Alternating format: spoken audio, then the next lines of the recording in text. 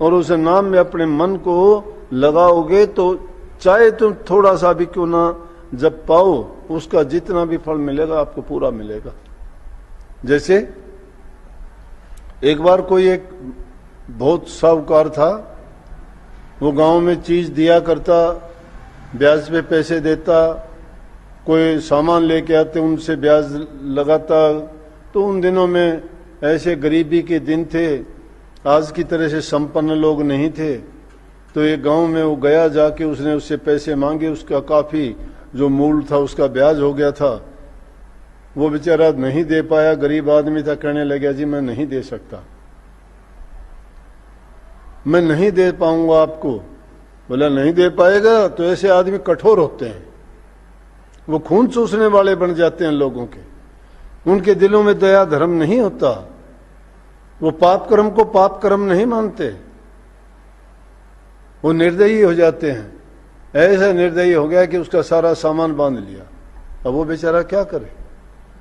पैसे मांगता हूं, तेरा सामान लेके जाऊंगा, जो सामान था सारा बांध के चलने लगे। अब कोई मजदूर नहीं मिला गांव में, कोई नहीं मिला। एक महात्मा सब कुछ देख रहा था, वो महात्मा ने देखा, महात्मा बोला तेरा सामान मैं पहुंचा सकता हूं और कुछ नहीं लूंगा तेरे से। बोले, उसने सोचा अच्छा मिला अकल का अंधा, कुछ लेगा भी नहीं, तेरा सामान पूछा होगा, तेरे कोई मिलता ही नहीं था। बोले एक काम करना पड़ेगा सेठ जी। बोले बोलो। ने बोला या तो धर्म कर्म की, भक्ति की, प्रभु प्रेम की बात मैं बोलूंगा तो आपने सुनते जाना पड़ेगा, या आप मुझे सुनाते जाइए, मैं सुनता चलूंगा, और दूसरी बात कोई नहीं होगी, मैं आपका सामान पहुंचा दूंगा। बोला ठीक है। उसने सोचा कि ये तो और भी अच्छी बात, कुछ भी लगे भी नहीं गा, और ये तो बहुत मूर्ख मिले, अच्छा महात्मा मिले, तो लेके चल पड़े।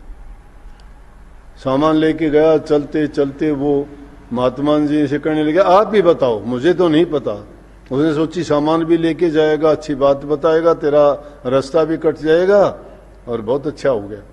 महात्मा जी उसको अच्छी अच्छी बातें बताते रहे, नाम की महिमा, सत्संग की महिमा, महापुरुषों के जिक्र, प्रभु का गुणगान, क्योंकि प्रभु की तो कितनी लीला है, कितना बताओगे। अगर कहने वाला सुनने वाला हो, एक जर्रे जर्रे में, पत्ते पत्ते में, जीव जंतु में, पशु पक्षी में, सृष्टि की रचना में, ब्रह्मांड में जो देखते हो उसकी महिमा ही महिमा है। लेकिन हम बेचारे हैं, बेचारे बिना विचार के, कोई विचार ही नहीं करते, इतना टाइम ही नहीं है सोचने का किसने क्या कर रखा है। हम तो बस ये जिंदगी जीने के उसी में हैं कि जिंदगी जीते रहें, आराम से जीते रहें, अच्छा खाएं पिएं, अच्छे आराम से हमारी जिंदगी गुजरे, ऊपर पंखा चले, नीचे अच्छे बिस्तर हों, अच्छे कपड़े पहनने को मिले। नहीं, वो सोचने का अवसर नहीं है, ये सोचने का बहुत अवसर है।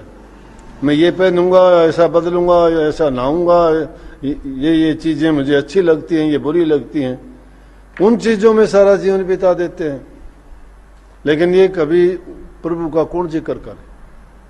अब लाला जी को भी वो बात अच्छी नहीं लगती, क्यों कभी सुनी ही नहीं थी। वो तो प्रभु का गुणगान करता गया, वो हुंकारे भरता गया, और देखते ही देखते जब मंजिल आगे कहने लगे भाई महात्मा जी आ गया मेरा गांव, मेरा ठिकाना, अब मेरा सामान रखो, और छुट्टी देना लेना कुछ था ही नहीं। उसने सोचा, सेठ ने तो सारी बात सुन ली, कोई रिएक्शन नहीं दिया इसने, कोशिश बोला ही नहीं है तो, लेकिन इसको चेताना तो जरूर चाहिए। कहने लगे सेठ जी एक काम तो और करना। बोले कि हाँ। बोले कि कल को मौत भी आनी है। बोले अच्छा, हाँ हाँ आएगी, वो तो सबको आती आएगी, यह बात तो समझता हूं मैं, बहुत समझाया था रास्ते में भी। बोला लेकिन एक काम करियो, आगे जब जाओगे जहां पेशी पड़ेगी ना तेरी धर्मराज के, तो तेरे से पूछे तो तू याद कर लेना मुझे, और तेरे को ये कहें कि मांग तू तेरे कोई अच्छे कर्मों का फल हो, तो ये इतनी देर जो तूने राम के नाम का सत्संग सुना है ना, ये तेरे काम आएगा। बोला ठीक है जी। वो कुछ दिन के बाद हुए, सेठ की मृत्यु तो होनी थी, कुछ वर्षों के बाद मरा जाके देखा यमराज के यहाँ पेशी पड़ी तो बोला देखो भाई इसका कोई शुभ कर्म है, देखा तो कहने लगे जी एक दिन इसने महात्मा का सत्संग सुना। ओह, तो पूछो इससे अपने उसका फल पहले लेना चाहता है या बाद में? और बहुत कुकर्म कर रखे, उनकी सजा पहले दें या बाद में? तो महात्मा ने समझा रखा था कि फल पहले मांग लेना और मैं मिलूंगा वहां मेरे पास आ जाना, आगे की कार्रवाई आगे करेंगे। पूछा यमदूतों ने कि हाँ बोलो, आपने एक शुभ कर्म किया है मृत्यु मंडल में कि आपने एक महात्मा का सत्संग सुना है, बाकी तो जो कर्म कर रखे वो तो बहुत बुरे हैं।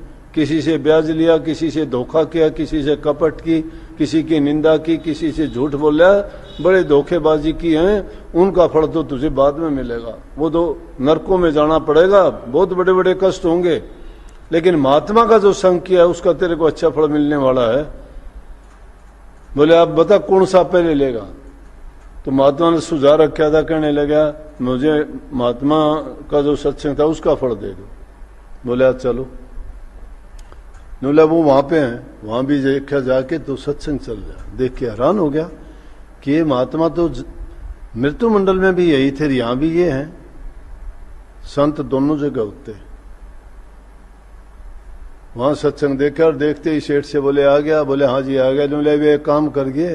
बोले हाँ। बोले मुड़ के ना देखिए दरवाजे की तरफ, बैठा सत्संग सुनता रहे आराम से, आराम से। अगर तुझे बाहर बिना निकल गया, अगर बाहर निकलेगा पकड़ के ले जाएंगे, जो कर्म कर रखे उनका भोग भोगना पड़ेगा।